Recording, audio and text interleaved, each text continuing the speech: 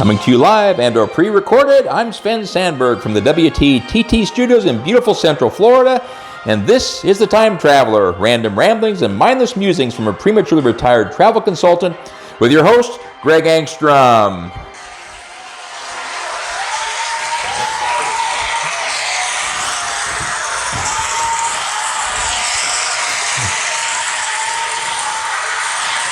Okay, whoa, stop. Wow, thank you, ladies and gentlemen. That was not what I expected to hear, but I guess you are glad that I am back. I usually don't hear that kind of adulation unless I actually leave the room. All right, I first want to apologize for the delay between episodes 16 and 17. 6 weeks is way too long to have to wait for the kind of quality material that you get from The Time Traveler. I have been flooded with a question from viewers asking, when is the next episode going to be available? So Sven, how many viewers do you think are asking about the next episode? I will give you a hint. It's between none, which is highly unlikely, and 50. All right, go ahead, Sven. How many? 50? Nope. That's pretty funny, but not even close. Okay, try again, Sven. All right, 30? Nope. You're getting closer. 10? No. One last guess, Sven. 3? All right. Yes, we have a winner. Yes, and Sven, no, my wife was not one of them. She, like most of my subscribers, doesn't really care. All right, before we get too far into episode number 17, there was an assignment I gave everyone in the last episode. Send me a comment with your favorite onomatopoeia, and that can be done by going to the comments section below the video, all right? So what is an onomatopoeia, you may ask? Well, it's the naming of a thing or action by a vocal imitation of the sound associated with it, such as buzz, hiss, sizzle. One of my subscribers gave a good one as ping pong, and that is an excellent one. Well, my all-time favorite is snort, and I will explain that in a future episode dealing with onomatopoeias and why that would warrant a visit from The Time Traveler. Now, back to the reason for the delay in episodes. Well, the main reason is Sven Sandberg, my executive producer, had a few visa issues and had to return to Sweden for a brief time to get those squared away. Well, all is well, and he has returned to continue his stellar job. During Sven's absence, my wife and I took the opportunity to travel to Iowa to visit her mother for a few days. This was my first flight in 9 months, and this will be a good time to give you some specifics on flying during this pandemic.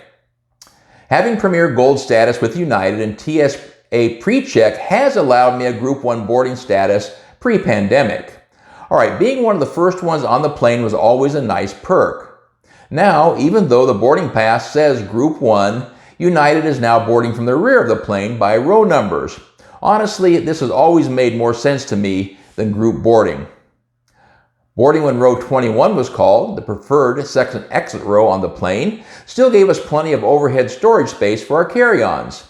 As we entered the plane, the PPE-clad flight attendant immediately handed us one of these little alcohol-infused wipes.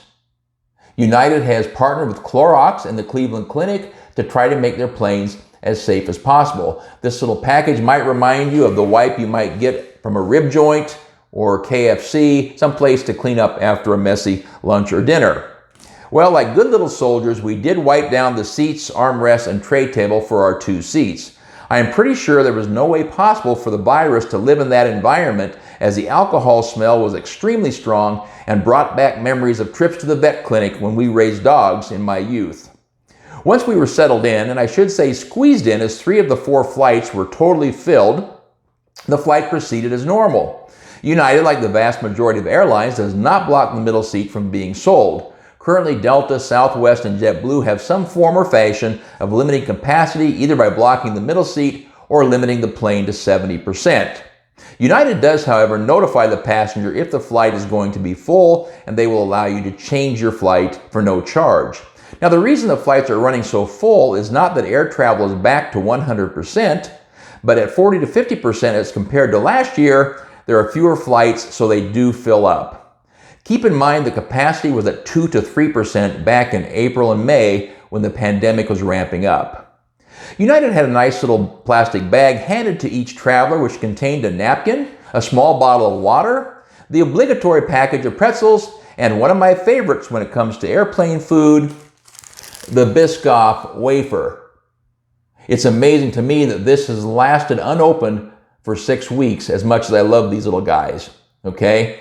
Well, this needs to go with the shrine of the unfulfilled sponsors. They would make a nice addition to that.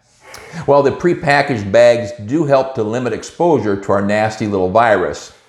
United did come around later and actually serve other beverage items from the beverage cart, kind of like the good old days. My understanding is this was not the practice early on during the pandemic.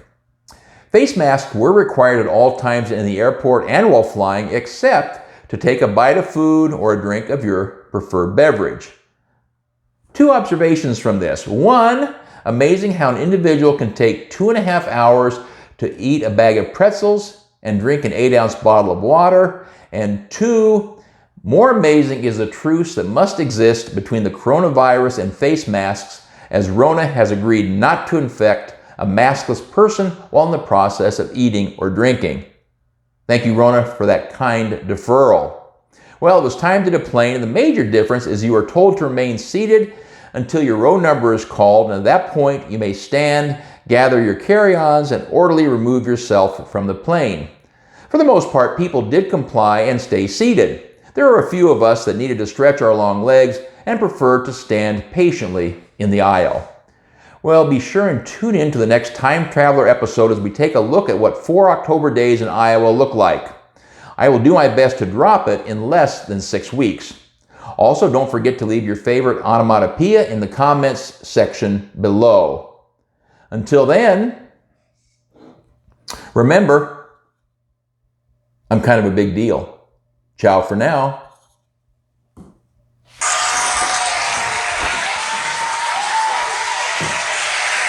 Thank you for joining us for today's episode. Remember to subscribe, share, and like this channel. This is Sven Sandberg for The Time Traveler, random ramblings and mindless musings from a prematurely retired travel consultant.